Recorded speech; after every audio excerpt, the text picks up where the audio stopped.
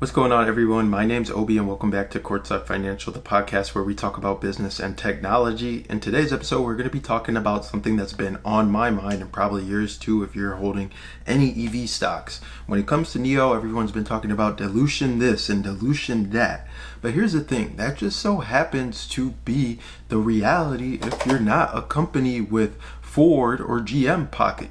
This is something that has to be a part of the conversation. And I've got some fresh proof. On September 24th, XPENG dropped some news that illustrates my point very clearly. They just raised $100 million through an asset-backed securities deal. Not equity dilution this time, but still more capital raising. So let me break this down for you guys. So XPENG just completed a 710 million REN ABS issuance. That's about $100 million US. Now here's what's interesting about this deal. They got AAA rated tranches at just 2.28% coupon rate. To put that into perspective, China's 1-year loan rate is sitting at 3%, and for 5 years it's sitting at 3.5%. So XPENG is literally borrowing cheaper than the government benchmark. That tells you something about the company's credit worthiness. But here's the kicker, this is China's first off balance sheet ABS for new energy vehicle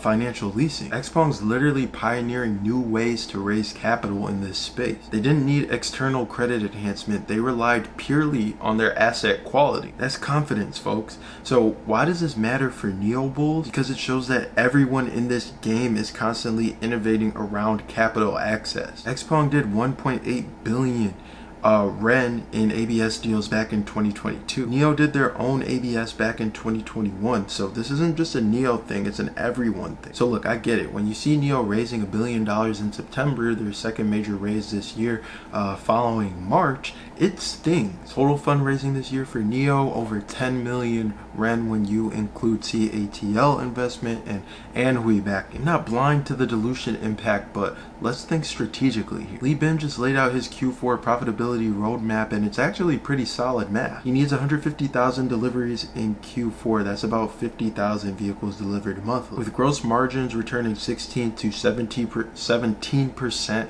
and R&D expenses dropping from 3 billion to 2 billion. The math is there. The September raise, well, sources say it's specifically to avoid the Envo L60 situation. Remember when they had orders but couldn't scale production due to cash flow constraints? That's exactly the kind of problem that kills momentum in this space. So here's my take. The EV transition is actually happening, good thing, but it's capital intensive as hell. Tesla had Elon's personal fortune and early profitability. BYD has massive scaling and backing. But for companies like NIO, XPENG, Li Auto, they're all playing the same game. Raise capital, scale operations, hit profitability, and then leverage the balance sheet strength. XPENG's ABS deal is actually genius. They're leveraging their leasing portfolio while keeping assets out of it. That's sophisticated capital management. And the fact that they got AAA ratings and sub 3% rates, that's the market saying we believe in your business model. So when people criticize NIO for dilution, I want them to look at this XPENG deal. Look at the constant capital needs across this sector.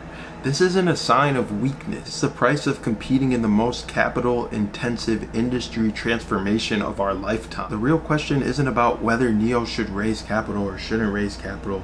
It's whether NIO can execute on their targets. Li Bin's Q4 profitability timeline is ambitious, but achievable. 31,300 deliveries in August put them back ahead of Li Auto for the first time in about 34 months, if I remember correctly. That's momentum building.